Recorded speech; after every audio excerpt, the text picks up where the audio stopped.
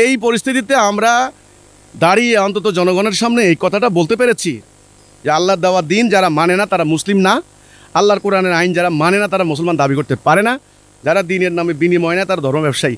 এই সত্য কথাগুলি মানুষ এখন বুঝতে শুরু করেছে।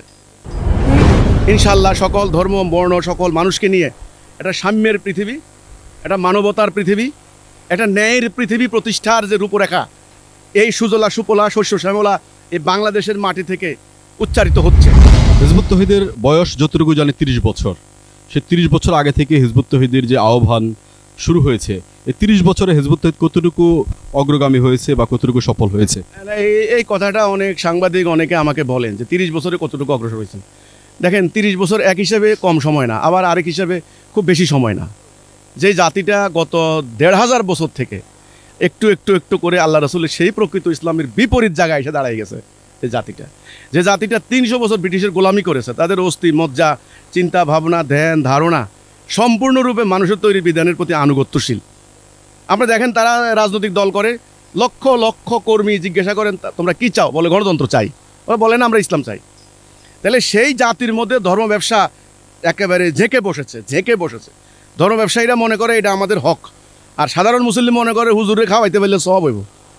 এই পরিস্থিতিতে আমরা দাঁড়িয়ে অন্তত জনগণের সামনে এই কথাটা বলতে পেরেছি যে আল্লাহর দেওয়া দিন যারা মানে না তারা মুসলিম না, আল্লাহর কোরআনের আইন যারা মানে না তারা মুসলমান দাবি করতে পারে না, যারা দিনের নামে বিনিময় না তারা ধর্ম ব্যবসায়ী।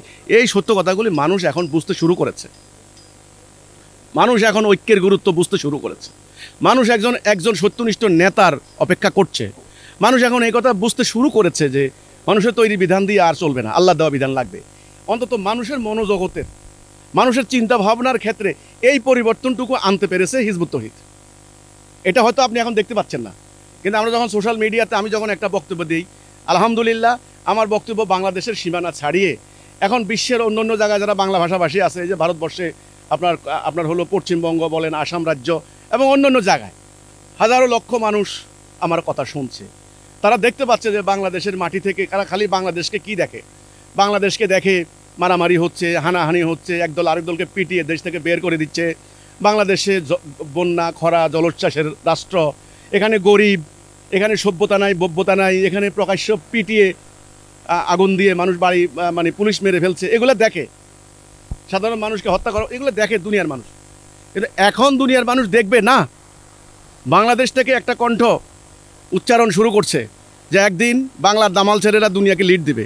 এ কথাটা বলছে, একটা আদর্শ এসে গেছে দুনিয়াকে লিড দেওয়ার মতো।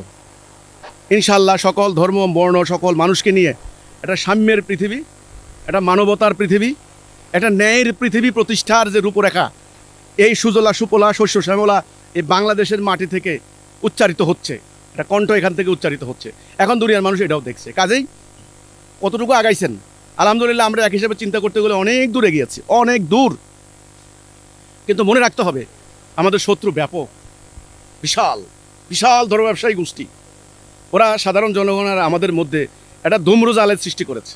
মানে সাধারণ মানুষ আমাদের সম্পর্কে খুব ভালো করে জানতে পারছে না। এই জন্য আলহামদুলিল্লাহ অনেক দূর এগিয়ে গিয়েছে। আপনি দেখেন না, আমাদের এলাকায় এক সময় আমাদেরকে খ্রিস্টান বলে আমাদের ভাইদেরকে হত্যা করেছে, আমার বাড়ি 4 বার আক্রমণ করেছে।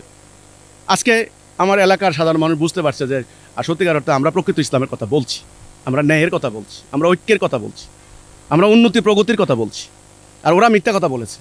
এই যে সাধারণ মানুষের মনের পরিবর্তন, চিন্তাধারার পরিবর্তন, এটা একদিনের ব্যাপার নয়, এটা হচ্ছে।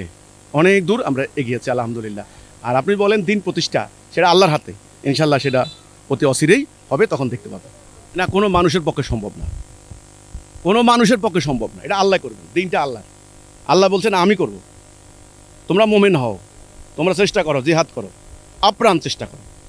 আমরা মনে করি লক্ষ্য ঠিক রেখে খালেস নিয়তে সিনসিয়ারিটির সাথে, মানে সিনসিয়ারলি যদি আমরা চেষ্টা করতে পারি, অকপট চিত্তে, কোনো দুনিয়ার স্বার্থ না তাকিয়ে শুধু আল্লাহর জন্য যদি মোমেন হতে পারি এবং ঐক্য শৃঙ্খলা আনুগত্য ইত্যাদি বজায় রাখতে পারি, তাহলে আমি বলবো আল্লাহ সাহায্য করবেন। আল্লাহ বলছেন যে আমি তোমাদেরকে খেলাফত দিব, আল্লাহ দিবেন, বিজয় দিবেন আল্লাহ। আল্লাহ আছেন না, আল্লাহ দিবেন, কিন্তু শর্ত মোমেন হওয়া। আমার কাজ চেষ্টা করে যাওয়া, আপ্রাণ চেষ্টা, কোনো গাফলতি না করা, কোনো অন্যায়ের কাছে নতি স্বীকার না করা, কোনো লোভ প্রলোভনের কাছে নিজের আত্মা বিক্রি করে না দেওয়া, এটা হলো আমার কাজ।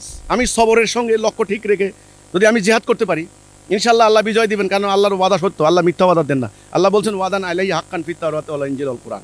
আল্লাহ বলে দিয়েছেন আল্লাহর ওয়াদা হক সত্য। তা আপনি যে বললেন সম্ভব কিনা, না, কোনো মানুষের পক্ষে সম্ভব না, ইম্পসিবল। আমি কেন, আমি সাধারণ মানুষ, আল্লাহ করবেন। আমরা সাধারণ মানুষ, অতীতে সাধারণ মানুষ দিয়েই কিন্তু বিপ্লব হয়েছে, আবারও হবে ইনশাল্লাহ, এটা আল্লাহ করবেন যদি আমরা শর্ত পূরণ করতে পারি।